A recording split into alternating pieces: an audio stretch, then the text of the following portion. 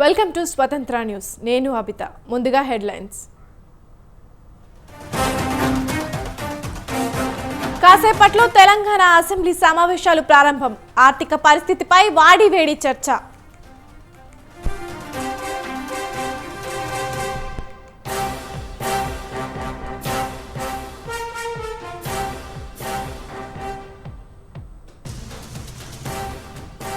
పదేళ్ల ఆర్థిక పరిస్థితిపై బీఆర్ఎస్ డాక్యుమెంటరీ. సర్కారు శ్వేతపత్రం కంటే ముందే విడుదల.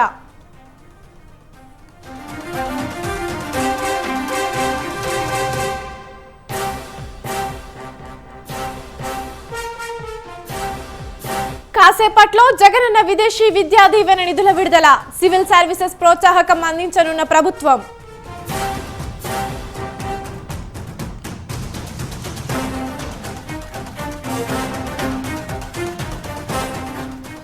అజ్ఞాతంలోకి బిగ్ బాస్ 7 విన్నర్ పల్లవి ప్రశాంత్. నిన్న సాయంత్రం నుంచి అందుబాటులో లేని ప్రశాంత్.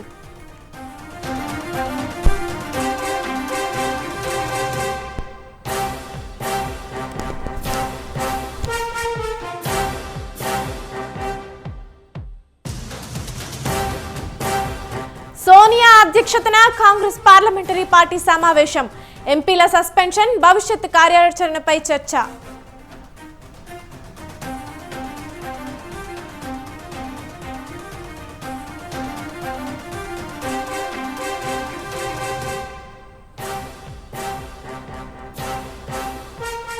దేశంలో పెరుగుతున్న కరోనా కేసులు.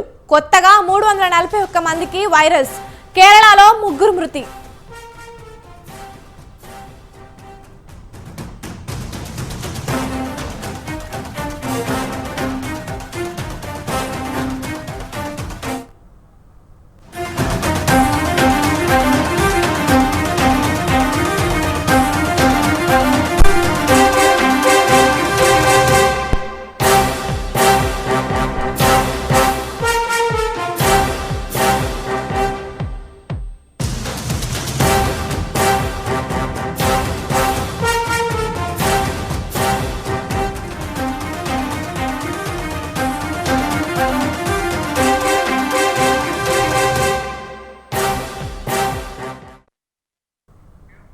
తెలంగాణ అసెంబ్లీ సమావేశాలు ప్రారంభమయ్యాయి. ఇప్పుడు ఆ లైవ్ చూద్దాం.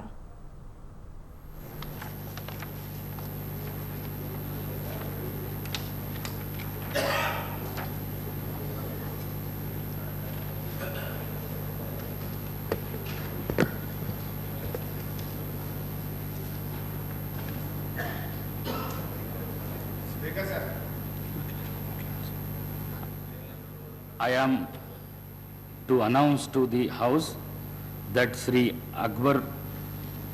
Akbaruddin Owaisi MLA has been recognized as a floor leader of All India Majlisi Ittihadul Muslimin AIMIM Legislative Party in the Telangana Legislative Assembly as per the communication received by me from the General Secretary AIMIM Party. I am to announce to the House that Sri Kunamaneni Sambashivarao MLA has been nominated as leader of Legislative Party of Communist Party of India in the Telangana Legislative Assembly as per the communication received by me from the State Secretary CPI.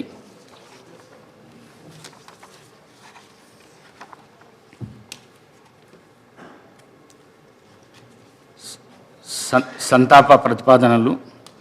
Medak జిల్లాలోని పూర్వ రామాయణపేట శాసనసభ నియోజకవర్గం మాజీ శాసనసభ్యులు శ్రీ రామన్న గారి శ్రీనివాసరెడ్డి గారి మృతి పట్ల ఈ సభ తీవ్ర సంతాపాన్ని వ్యక్తం చేస్తూ శోకార్దులైన వారి కుటుంబ సభ్యులకు తన ప్రగాఢ సానుభూతి తెలియజేస్తున్నది. శ్రీ రామన్న గారి శ్రీనివాసరెడ్డి గారు 1985 నుండి 1989 వరకు పూర్వ రామాయణపేట శాసనసభ నియోజకవర్గం నుండి ఉమ్మడి ఆంధ్రప్రదేశ్ శాసనసభకు ప్రాతినిధ్యం వహించారు. వీరు 1971 చేకుంట ఉప సర్పంచ్గా తన రాజకీయ జీవితాన్ని ప్రారంభించారు. రెడ్డిపల్లి ప్రాథమిక వ్యవసాయ సహకార సంఘానికి చైర్మన్గా ఏకగ్రీవంగా ఎన్నికయ్యారు. వీరు తమ నియోజకవర్గ అభివృద్ధికి ఎనలేని కృషి చేశారు. వీరు 2023 సెప్టెంబర్ 21వ తేదీన మరణించారు. వీరి వయస్సు 75 సంవత్సరాలు.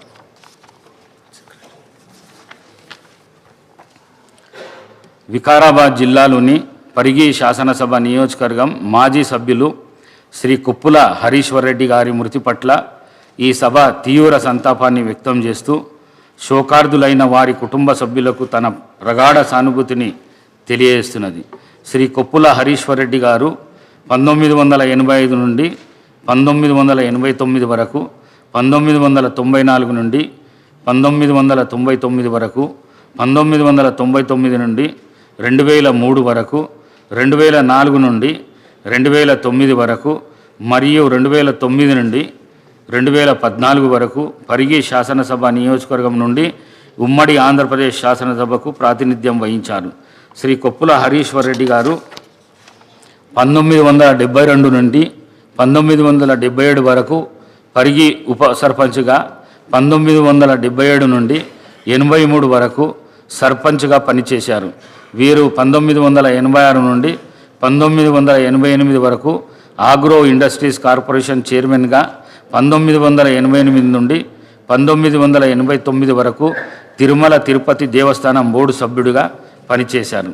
1994 నుండి 1999 వరకు రాష్ట్ర ఆర్థిక సంస్థ అధ్యక్షుడిగా, 2001 నుండి డిసెంబర్ 31 నుండి 2003 నవంబర్ 14 వరకు ఆంధ్రప్రదేశ్ శాసనసభ డిప్యూటీ స్పీకర్గా బాధ్యతలు నిర్వహించారు. వీరు నిత్యం ప్రజల్లో ఉంటూ తమ నియోజకవర్గ అభివృద్ధికి ఎనలేని కృషి చేశారు. వీరు 2023 సెప్టెంబర్ 22వ తేదీన మరణించారు.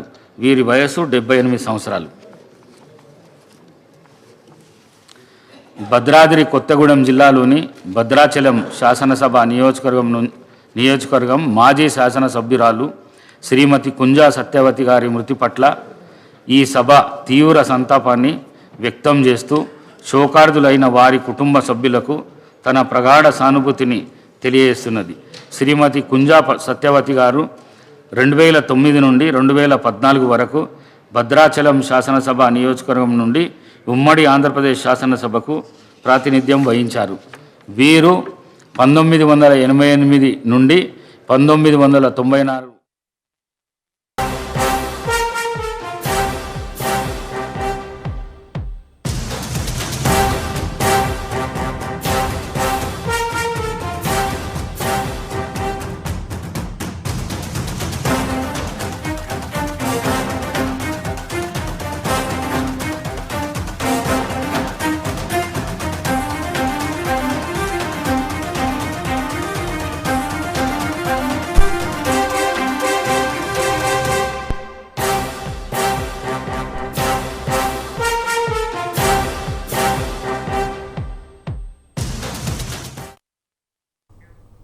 డిసెంబర్ 13న జరిగిన సంఘటన క్షమించరానిది, సమర్థించలేనిదని Congress parliamentary party chairperson Sonia Gandhi అన్నారు.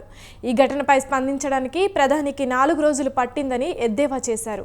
అలా చేయడం ద్వారా ఆయన సభా గౌరవం పట్ల, దేశ ప్రజల పట్ల తన నిర్లక్ష్యాన్ని ప్రదర్శించారని సోనియా గాంధీ విమర్శించారు. కాంగ్రెస్ పార్లమెంటరీ పార్టీ సమావేశంలో సోనియా గాంధీ ప్రసంగించారు.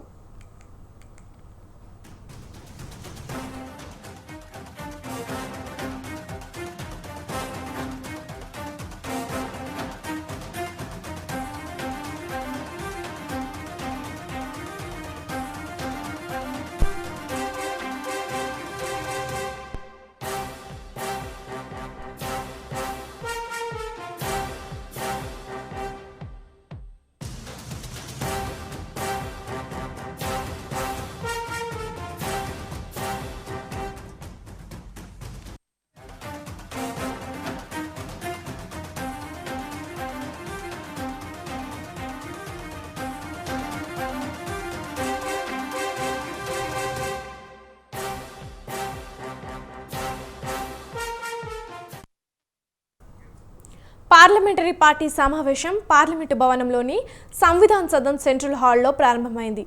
ఈ ప్రభుత్వం ప్రజాస్వామ్యాన్ని కూనీ చేసిందని సోనియా అన్నారు. ఇంతకు ముందెన్నడూ ఇంతమంది ప్రతిపక్ష ఎంపీలను సభ నుంచి సస్పెండ్ చేయలేదని గుర్తు చేశారు. లోక్సభలో భద్రతా వైఫల్యంపై దేశమంతా అట్టుడికి పోతుంటే హోంమంత్రి ప్రకటన చేయాలన్న సహేతుకమైన న్యాయమైన డిమాండ్ లేవనెత్తినందుకేనని ఇంతమంది ఎంపీలను సస్పెండ్ చేశారని సోనియా గాంధీ కేంద్రాన్ని నిందించారు. ఈ సందర్భంగా 141 మంది ఎంపీల సస్పెన్షన్ల వల్ల తలెత్తిన పరిస్థితిని సమీక్షించారు. ప్రతిపక్షాల నోరు నొక్కేందుకు మోదీ ప్రభుత్వం చేస్తున్న దుర్మార్గాలపై దేశవ్యాప్తంగా ఆందోళనకు పిలుపునిచ్చిన విషయాన్ని ప్రస్తావించారు.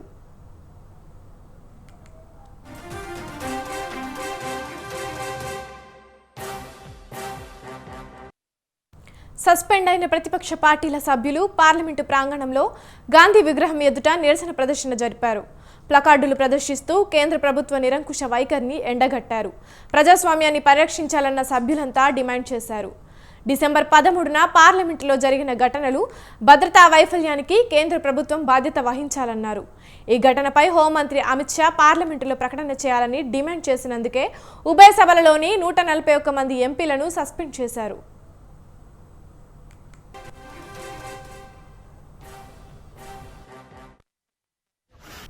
ఇవి ఇప్పటి వరకున్న బులెటిన్ అప్డేట్స్. చూస్తూనే ఉండండి స్వతంత్ర న్యూస్.